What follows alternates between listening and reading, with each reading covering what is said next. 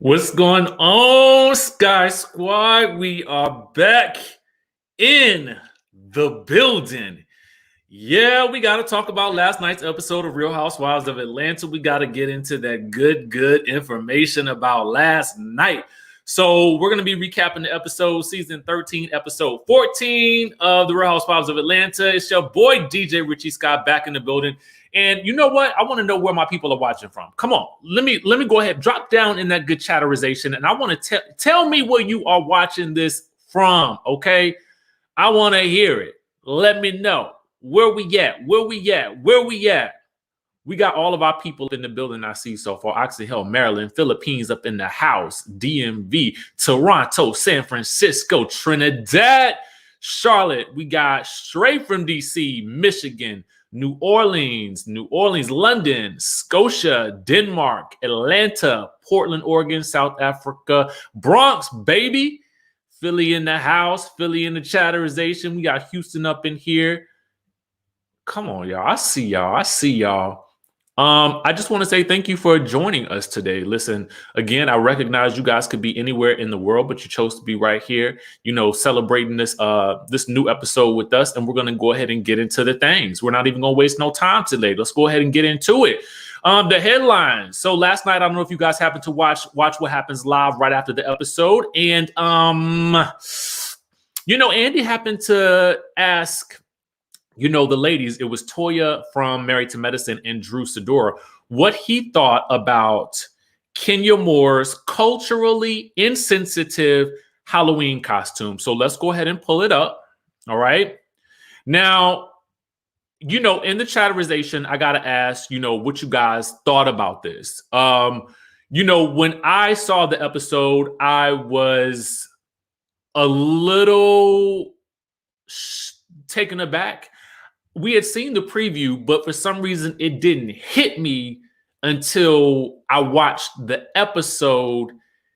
And I had to ask, literally had to ask a couple of people, like, is this now considered, cultural appropriation? And a lot of people felt like it was.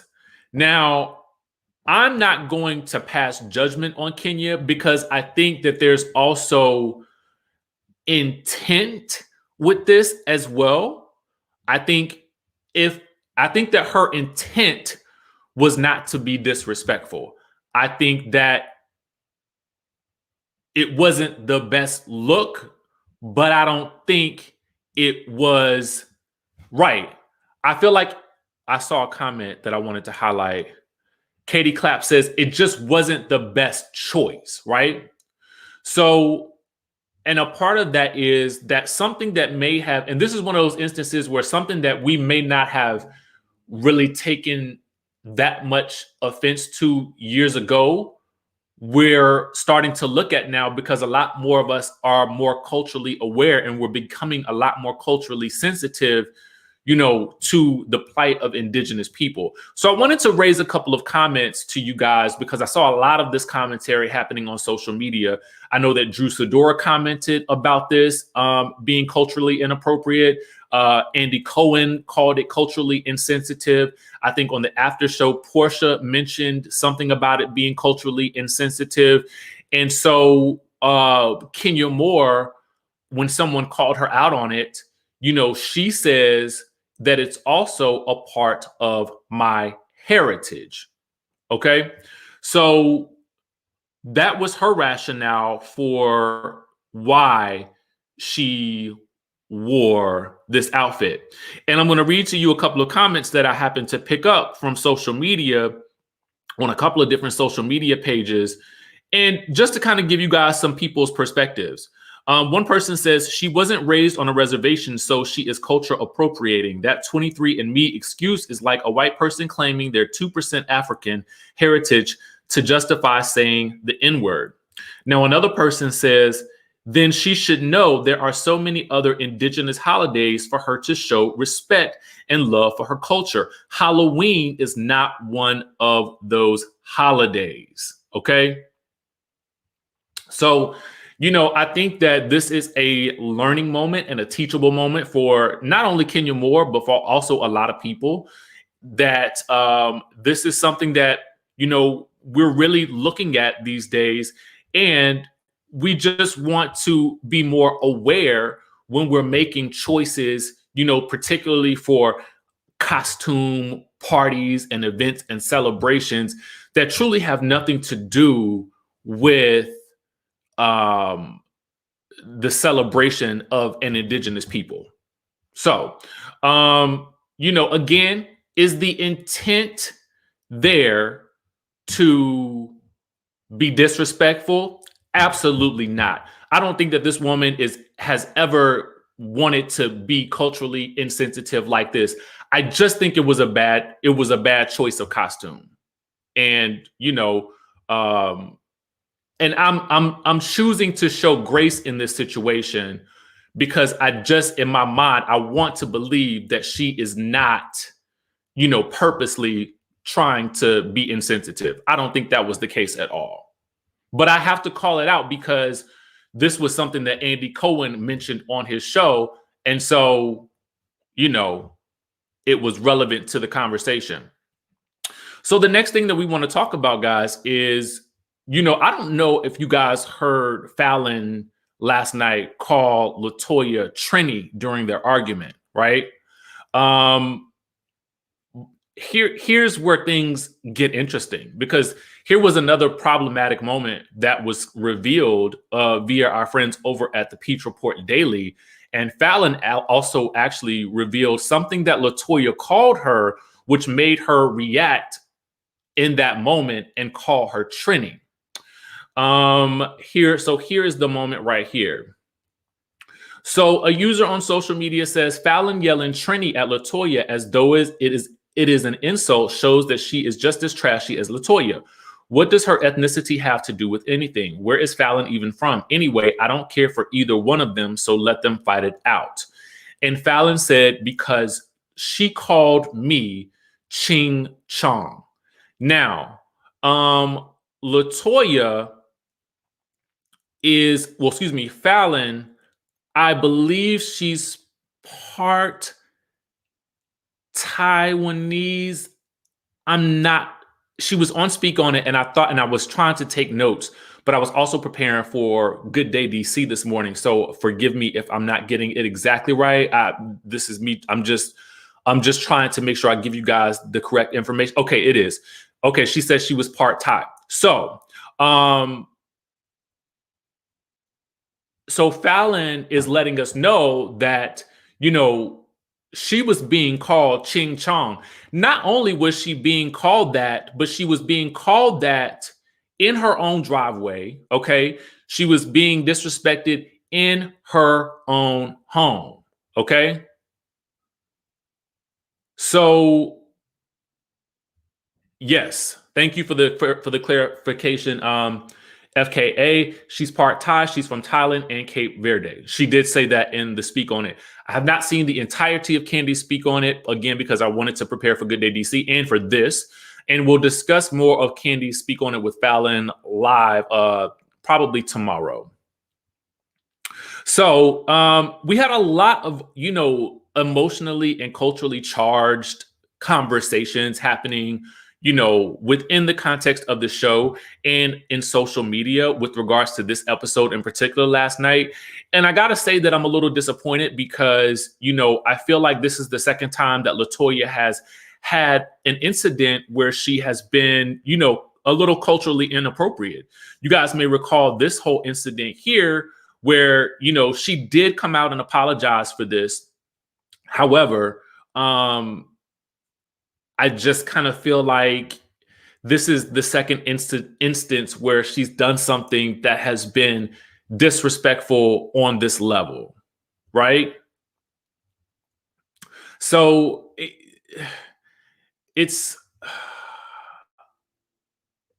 I don't know. It's a little crazy. And I do see some people commenting that Fallyn was also over the top. And we will get into this moment here. We will definitely get into this moment right here. Okay. Trust and believe. We're gonna get into this in just a second, but I want to wait till we get to this part of the episode. Okay. Because Fallyn running through that house, I mean, like Speedy Gonzalez, I was like, what is going on here? It just seemed like this came out of nowhere. It seemed like it just came out of nowhere, okay? Now, that's the news regarding the episode, okay? That's the news regarding the episode. I just want to say thank you for the super chat, Shay D, who says Latoya needs to go. She is very disrespectful and doesn't deserve a peach. Okay.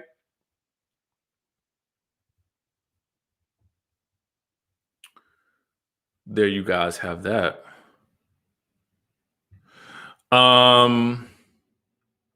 So let's get into the episode, guys. Last night's episode 14 of season 13. What would you guys rate this episode? Give me that in the good chatterization. I want to know what you guys would rate this episode on a scale of 1 to 10. And I'm going to have to be very honest with you guys. And I'm just pulling up my notes here. I'm going to have to be very honest with you guys. I'm going to have to give it an 8. CCF Freak, I'm right here with you. Leah Knows Beauty gives it a 7. I'm going to give it an 8, and let me tell you why. For me, it gets an 8, and it probably deserves a 7.5, to be quite honest with you. To be real, I feel like last night's episode was a little dry in the beginning.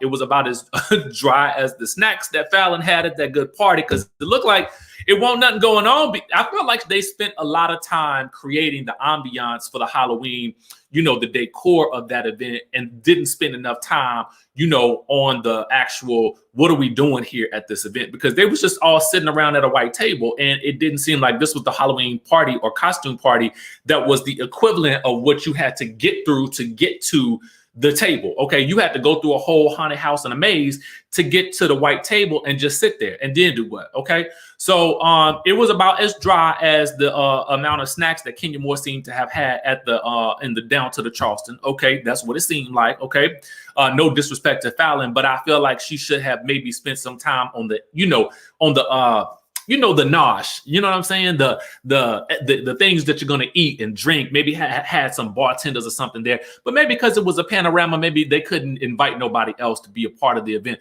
But I kind of feel like had this been a Kandi coded affair, that Kandi would have had, people hanging from the ceiling, pouring drinks into your mouth as you walk by. Okay. That's what I feel like would have been there. And, as Cynthia Bailey said in the episode that, Kandi, of course, would have had a whole layout on the spread, enough for her to eat. And then her family and whoever else decided to stop through after the thing ended. Okay, that's how much food Kandi would have had in the building. Okay, so Fallyn, I'm gonna need you to take notes. I know you done sat down with Kandi for this speak on it. Now that you've been on this show, you done got your first season under your belt as a guest. Next time you have an event, I'm gonna need you to spend as much time on the decor as you do on as much time on the food as you do on the decor. Okay, that's what we need for you to do next time, Fallyn. Now I like you. I think you're a good addition. And you gave us a good scene tonight. You definitely gave us a good scene right here. I can appreciate a good run through the building. I can appreciate a good run through. I mean, she ran through that building so fast, the snake had fallen out of her head. Okay. But we'll get back to that in just a second. Okay. Now, yes, Kandi is a foodie, so she is serious about that food. Okay. I still like Fallyn too. Y'all trust and believe. I like her. I think she's perfect for this show. Okay. And then I'm going to give this episode, again, like I said, I'm going to give it a 8 when it really probably deserves a 7.5. I'm going to give it that because I just feel like the first half of the episode was, again, it was dry. And then the editing at the end with the whole altercation between Fallyn and with Latoya, all the editing at the party seemed a little choppy to me. So I was a little confused and a little dazed by how fast things escalated. You know what I'm saying? Now, with that out of the way, let's go ahead and get on down with the get down, okay? Because we got a lot to talk about. Now, Kenya is visiting Marlo's showroom, okay? And oddly, Fallyn is there. Now, I guess it was odd to me because up until this point, we hadn't seen Fallyn since, days before the dungeon? You know what I'm saying? And, according to her, from what I did see from the speak on it, she had left the day before the dungeon actually happened. Angela, thank you so much for the super chat. Angela says, Real Housewives of Atlanta has really fallen off my radar. I'm over Latoya's desperate, thirsty, disrespectful antics to get camera time. And it does come across that way. I would really like to have a conversation with Latoya to find out, girl, what's going on? What's going through your mind? What's happening when you're on the camera? Like, what's really going on? Like, you know, I really want to know those types of things. Anyway, I was confused because Fallyn was hanging out with Marlo and Kenya, but I thought she was being introduced to this group by Porsha. It seems so odd to me that she would be randomly at Marlo's pop-up shop. But I guess, you know, it didn't seem like nobody else was supporting. So good for her that she was actually there to support her. Anyway, I was trying to find out what Marlo's pop-up shop actually was. Okay, because if these were items for rent, and I guess maybe it's kind of like a rent the runway, but I don't know how items work for rent during the panorama, okay? Especially clothing items. I don't want to rent no item during a panorama because I don't know what has been, you know, sneezed on or anything like that. And was it properly sanitized and cleaned after the last person rented it? And maybe she has protocols for all that, but it just seems like an odd business endeavor. Although I feel like outside of a panorama, I feel like it's great because Marlo does have the fashions. But I feel like almost I would prefer to see her with a boutique with fashions that are similar to what she wears versus something where you just go in and rent the item. Okay. That just seems, and maybe it's just me. I don't know. I even feel like now, you know, I'm still the person that wants to throw my clothes in the dryer when I buy them off the rack nowadays, just to be on the safe side. Okay. Anyway, so she's got a showroom to rent her designs. Now, Fallyn invites the ladies to her Halloween party. Okay. Her husband is getting kicked out for the event, but Marlo can't make it. Smart girl. Okay. Now, Kenya says she would be scared to rent her items to some of these girls because of they juicy wops. Okay. And of course, we go back to Bolo. I just kind of feel like with Kenya, all roads always lead back to Bolo. Like, for real, the crazy thing about this is Kenya Moore has way more going on in her personal life than the whole Bolo situation. And those would be the things that I would be much more interested in hearing about than this continued investigation of a Bolo that happened a couple of episodes ago. It's been about 4 episodes ago now. I am bored with the subject. Can we please move on? Like, why does she care at this point? Okay. So Marlo then tells Kenya about Latoya telling all her business. What Marlo didn't say was, yeah, girl, all the rest of them girls at the event told her that she was wrong for that. But Marlo said nothing, at least from what we saw. So I'm like, Marlo, why didn't you tell her? But you made it seem like you told her that she was wrong for spilling Kenya's business. You sat silently while the girl was talking. So I just kind of feel like I got to give you a little side eye, Marlo. I still like you, but I got to give you a side eye right there. And again, I understand conversations could be cut short on the filming. So we may not see everything, right? So she may have actually said something to Latoya, but it just wasn't shown on camera. So it does look a little thirsty on Marlo's behalf to have run back and told Kenya this when at the time you didn't stand up for her. Anyway, she warns Kenya to beware of Latoya. Okay. Now it's funny. Again, like we talked about this last week, Latoya has given Kenya the same warning about Marlo, but it does look like Marlo's warning about Latoya is probably the most legit. Okay. As we'll find out soon. Anyway, Drew and her mom, they're talking. Drew is going to New Orleans for a work trip. Okay. And she wants to invite the ladies on a girls trip. She also wants to learn something about her mom's history, her family history. Now, her mom then begins to recount the race, some of the racism that she occurred as a child. And even though some of her family history was, Caucasian. So she has members of her family that are Caucasian as well. So then when Drew says something about her mom being adopted, I felt like her mom looked real shocked in that moment. Did y'all? I do. I feel like her mom wasn't expecting her to reveal that detail on camera. And it looked like it caught her mom by surprise. Thank you for the super chat, Tara Clark. I appreciate you. We got another super chat in the building. Thank you so much, Meredith Bush, who says, if you notice, Kenya's personal life is always off limits, and Bravo allows her to give them scraps in exchange for the drama with the ladies. That's what it feels like. It does kind of feel like that, Meredith. And I hate that because, again, the drama in Kenya's personal life is way more interesting than the drama she's attempting to cause with this whole Bolo situation, because I feel like it's just dried up and played out. That's just me. Anyway, and please, and listen, for the people in the back who watch the channel, I do appreciate you watching. You know, you got some of you guys have to stop with the he hates Kenya. That's not the case. Like, you know, I feel like I don't hate nobody. At the end of the day, I don't. I may not like some of her actions, but I don't hate the woman. That's real extreme. I just kind of feel like some of her actions are shady. That's pretty much it. Bottom line. And I feel like she knows her actions are shady. So there's that. Anyway, we learned that Josiah's dad wants to come back into Drew's son's life. So Drew's son is named Josiah, and the daddy we learn later, okay, has been in the prison. Now, I need to go back and look up all the history and the details on that situation, but it sounds like now the man is trying to make amends. How do you guys feel about this whole situation? Should she work hard to... I guess she should. Because we later see the scene with Ralph and the mom, you know, trying to get, you know, Josiah to, you know, agree to talk to his old daddy. Okay. And I ain't really like that term. I just kind of feel like, I don't know how else you could call the biological father so that a child understands it better. But I do like what Ralph did in this scene. And I felt like in this scene, he really shone through with really trying to get Drew's son, Josiah, to eventually come around to speaking to his biological father.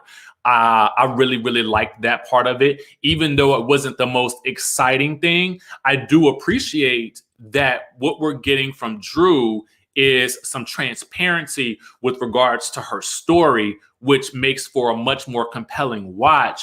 And it's not just simply, and this is kind of to juxtapose it with Kenya, I feel like I would much prefer these types of conversations and things with Kenya and Mark, but we also know that it's not her fault. Mark doesn't want to appear on camera. So there's that, you know. Mike and Cynthia meet for, side note, we got Kenya's cousin then came back into the scene. I feel like I would appreciate more of her and her cousin filming together, because where has the cousin been all this time? Because the Kenya pops in, the cousin pops in wanting to know from Kenya what's she about to do by Latoya, okay? Because at this point, Kenya don't trust Latoya as far as she can throw her, okay? Anyway, we get Mike and Cynthia out for breakfast. They recap the wedding. We learned that Cynthia's vows was about 9-10 minutes long. Okay. I prefer a good 3-minute speech, but that's just me because nobody really feels like sitting through a wedding anyway. Mike wants a house in the Atlanta area. He wants something bigger in Atlanta that they can have together. So he's like, girl, you can keep your Lake Bailey, but I want something that me and you owns together. Okay.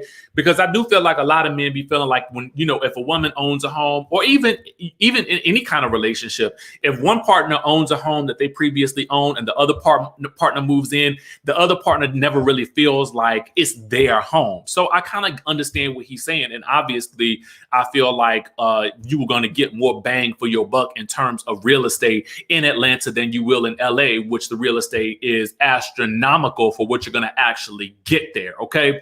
So this is a smart move, I think, on his behalf. Anyway, they get a call from Drew. Okay. And in this instance, Drew is inviting Cynthia to the girls' trip, and she's telling them that she is going to be getting a private jet that Ralph is going to be paying for.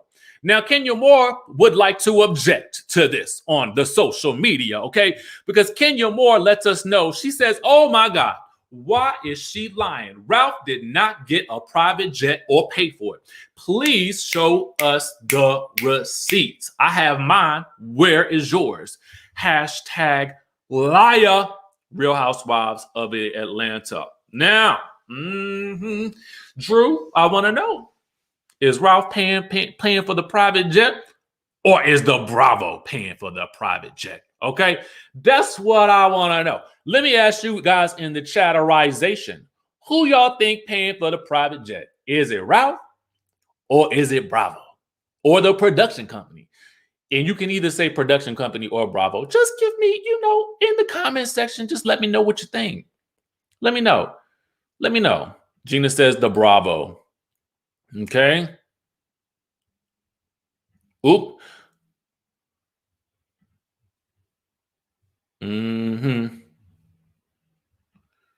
Ralph, production. I see y'all in the comment section. Anyway, that's just what Kenya Moore let us know in that good social media streets. Okay.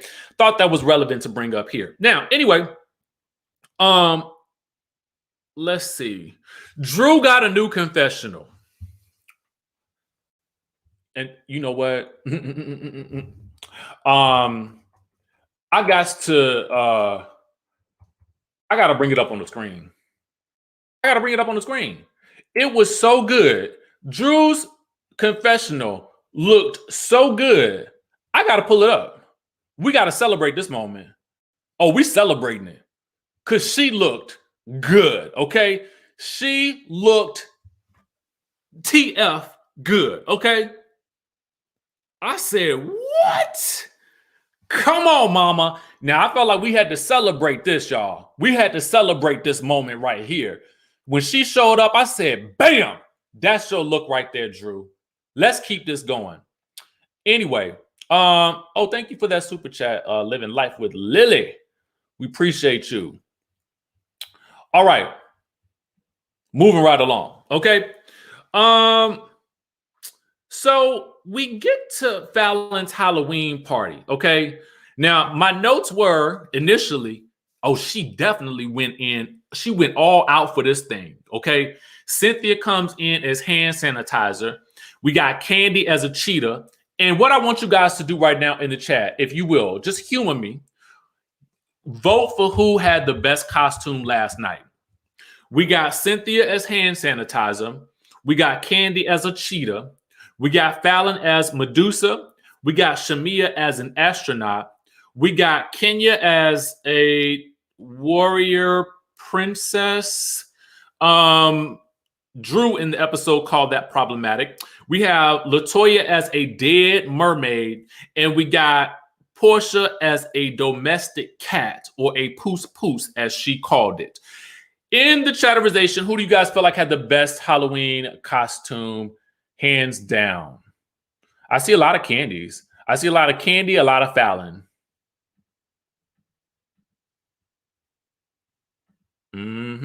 I honestly would have to say that, to me, I felt like Fallyn probably put the most effort into her costume. I think that Kandi also put in a lot of effort and gets a honorable mention. But I do feel like Fallyn did the doggone thing with this Medusa costume. I mean, she just really went all out. And there's nothing like, especially on a Housewives franchise show, there's nothing like seeing people argue in costume. There's something about it that's just intriguing to me. It's just intriguing to me to see a whole scandal happen in costume. You know what I'm saying? So anyway, let's get back down to it. Cynthia also gets a new confessional. Now, there was really nothing else at this party to do. And this is where I was really underwhelmed. I felt like Fallyn definitely spent a lot of maybe time and money and effort with getting the foyer and the entrance to her home done.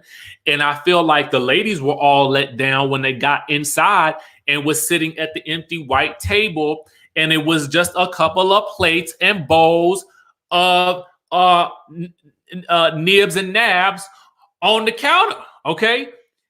And so, honestly, when Latoya came in and asked where somebody was that was going to be serving drinks, I mean, I was expecting the same. Okay, I felt like where is the people? Where is the bartender? Somebody could have been there slanging drinks. Okay, somebody could have been up in there slinging the drinks, pouring it up for the girls, because otherwise they was just sitting around at the thing. Even so much so that Porsha was like, well, I'm glad I got my costume from Party City, because they just sitting around up in here. And they was only there for an hour before the things popped off and everybody started to leave. Okay.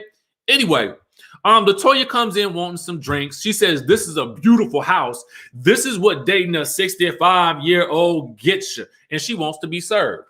Oh, we got a super chat in the building. Crystal Clark says, Kenya always have to try and have minions to help her dislike people. Now she's trying for Marlo Latoya, but Latoya turned the tables. Whatever happened to Kenya and Cynthia being besties? Oh, that is a good question. They usually, I mean, yeah. Well, I mean, maybe they still are. Maybe we just not seeing a lot of them doing scenes together like that. You know what I'm saying? So after Latoya comments about this is what dating a 65-year-old gets you. Again, the man is only 55. Okay. Fallyn says rich people don't talk like that. Only broke people do. Okay. So Latoya says she's come up in this, and she, meaning Fallyn, is also from the hood. Now, it also randomly comes up that Latoya got so drunk at the niece party that Drew had to take her home. Now, I don't know what Latoya was trying to insinuate there, but it almost seemed like she was trying to insinuate that she went home with Drew. And Drew was like, no, girl, I got a car service, and my car service took you home because you were too drunk to make it on your own. Okay. Now, Latoya then announces to the group that Kenya hasn't been returning her calls and that she's ready to move on to the next lady.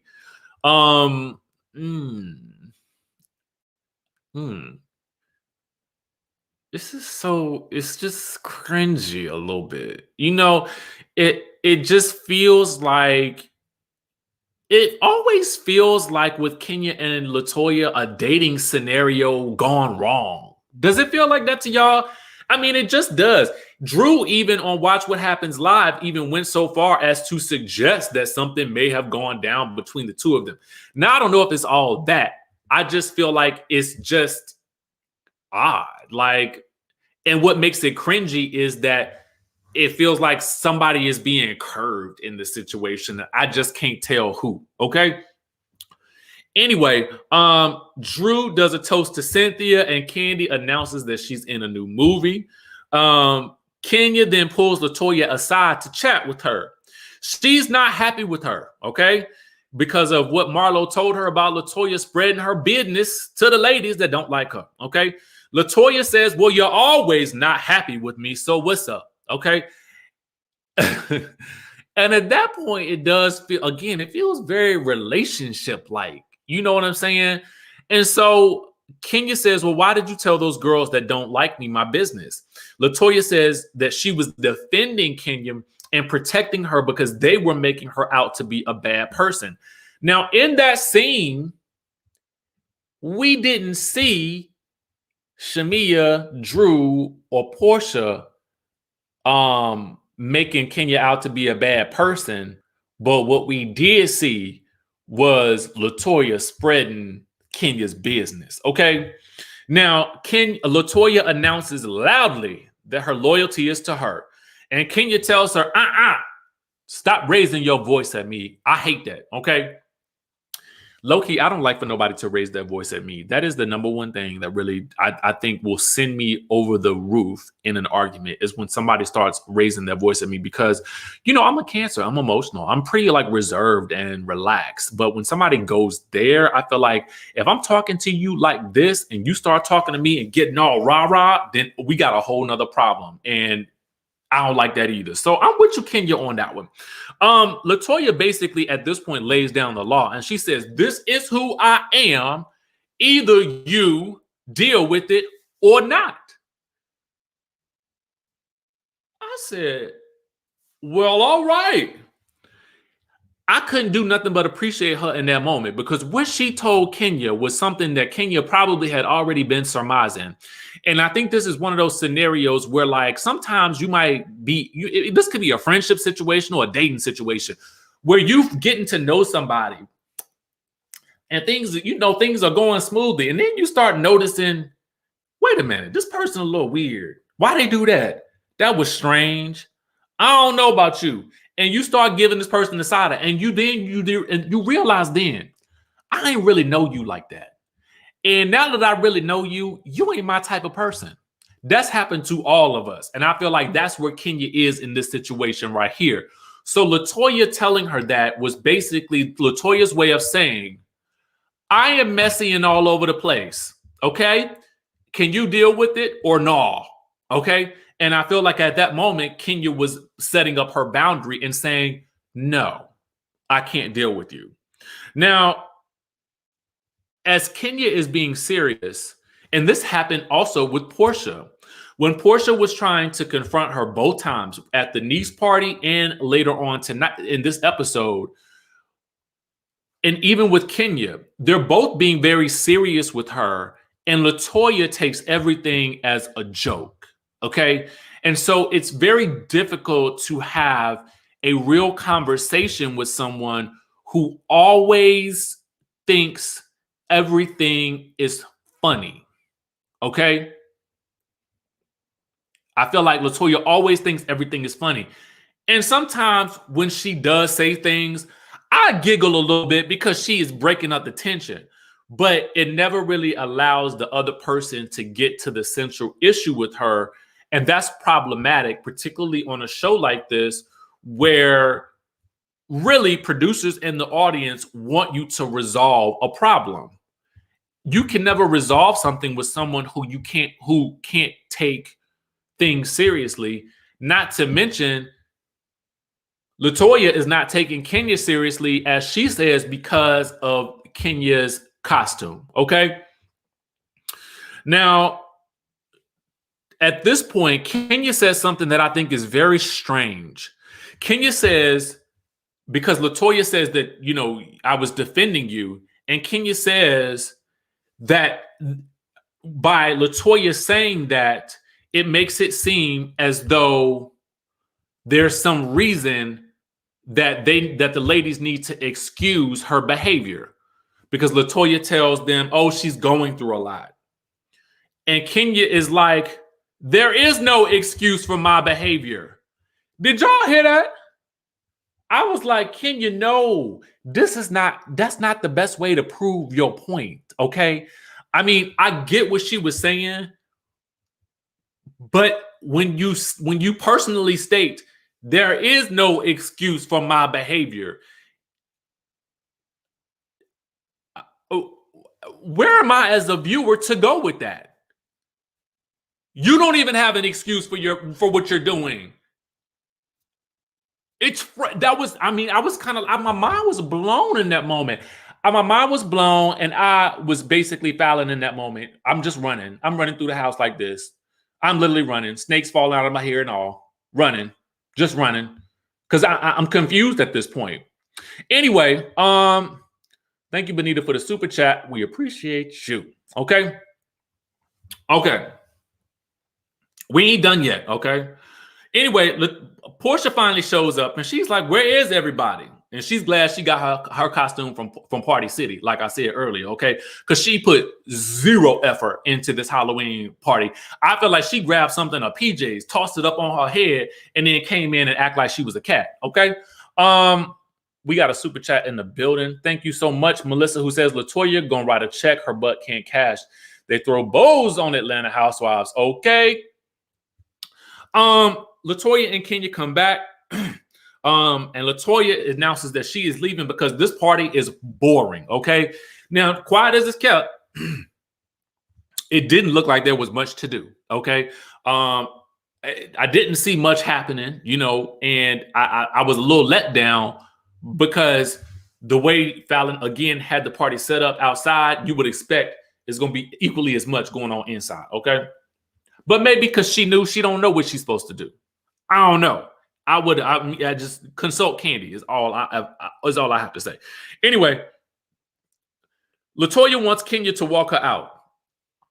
Porsha then offers to walk her out. Latoya is still trying to get Kenya to walk her out. Now then, when Porsha does finally walk her out, they have a conversation outside, and Latoya wants to know what the issues are between Kenya and Porsha, because she is confiding in Porsha that Kenya had an issue with the kiss between Porsha and Latoya. And this was another situation that felt like one of those relationship conversations. Like, you know, Latoya is saying, well, you know, because we kissed, you know, she had a problem with it. And Portia's like, so what does that have to do with me?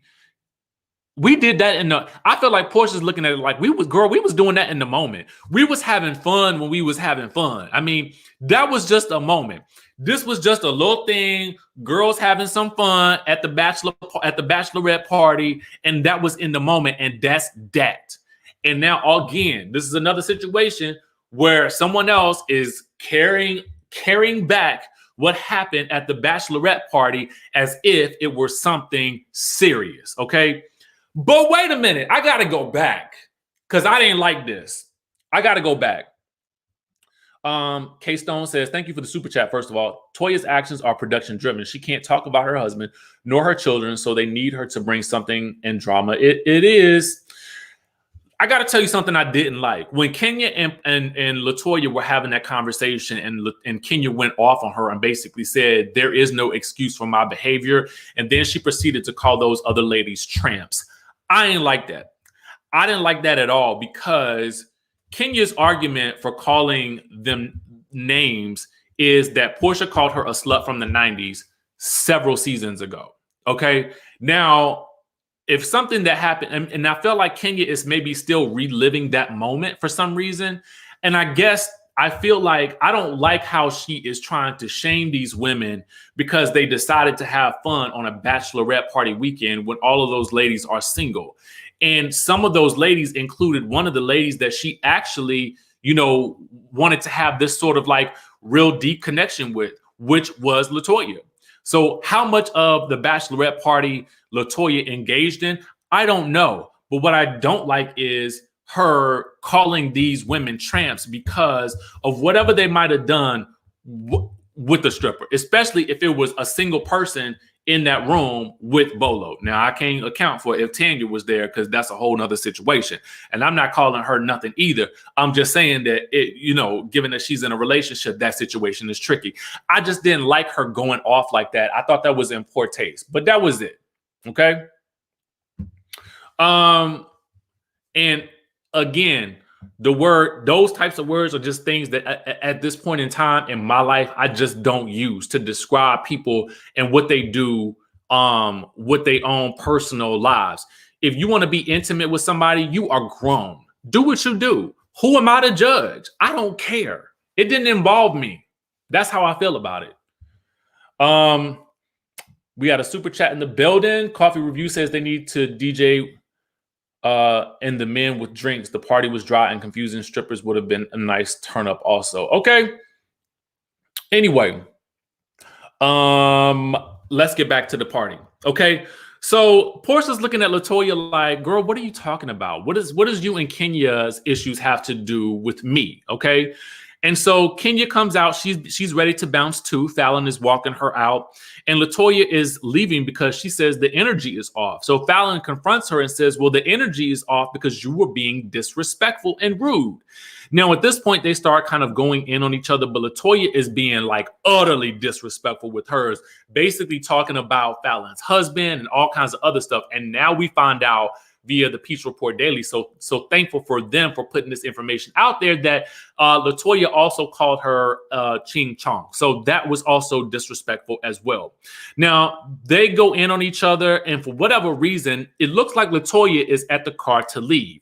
Now, I was confused because the next scene we see is Kandi and Porsha inside talking, but then we see Fallyn busting through the scene, running, trying to get someplace when I thought she was already previously outside. So the cut of this was a little confusing because how did she get back inside? So Fallyn is screaming at the top of her lungs. She wants to get at Latoya. She is trying to get the golf clubs out. She about to take a swing on this girl. Security is like holding her back. And listen, I was like, oh, Fallyn, well, what do we have here? And I want to know, and maybe she says it in Kandi Speak on it. And if she does, go ahead and write it in the comment section below. Go ahead and spoil it for me. Because I like a little spoiler alert anyway. But I don't know what she did in that moment to really make Fallyn just snap like that. And I feel like I need that explanation because I feel like it probably got even more disrespectful than that. Okay. But them securities, they was holding her back. And it was more than one security person holding her back. I mean, they had her hemmed up. Okay. She was hemmed all the way up. So Drew is concerned now that Latoya's behavior could become dangerous because of the impact that she has and her words have on other people. You know what I'm saying? And to get someone like Fallyn, who seems very, very classy, very, very, like just ladylike, you know what I'm saying?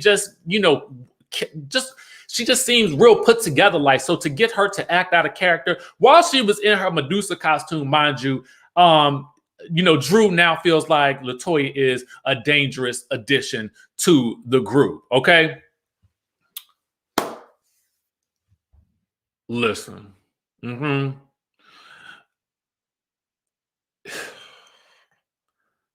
This episode here, it was wild, right? But I also have to give some notes to production. And I was having this conversation last night, and I hope these types of things don't, people don't take offense to them when I say them, particularly people in production, because I know that they work hard. I do. But here's the thing. I just feel like this season of Real Housewives of Atlanta, it seems to me like they're really allowing the newbies to do the heavy lifting. And while it's been interesting to watch, I somewhat feel like I would prefer to see the OGs or the actual peach holders do more of the work. And this is no disrespect to Kandi, because y'all know I love me anything Kandi coated. Okay, I do. But it just kind of feels like, to a certain degree, outside of the Bolo episodes, she's kind of taken a back seat to much of the action that's happening on this show. And I felt like this happened last season a little bit as well, where a lot of the drama was involving, Yovanna, who was not actually a peach holder on the show. And this is no disrespect to Yovanna or anything like that. It's just a statement of fact. It seems as though, and I do feel like Nene gave us a lot of content last season. And I feel like Kenya is also doing a lot of lifting in this season as well. Whether you like her or not, I have to acknowledge that she is doing a lot of the work. And it's probably because, like you guys said before, there's elements of her life that she cannot show. So she's probably going to have to do a little bit more work. But it also seems like, Kenya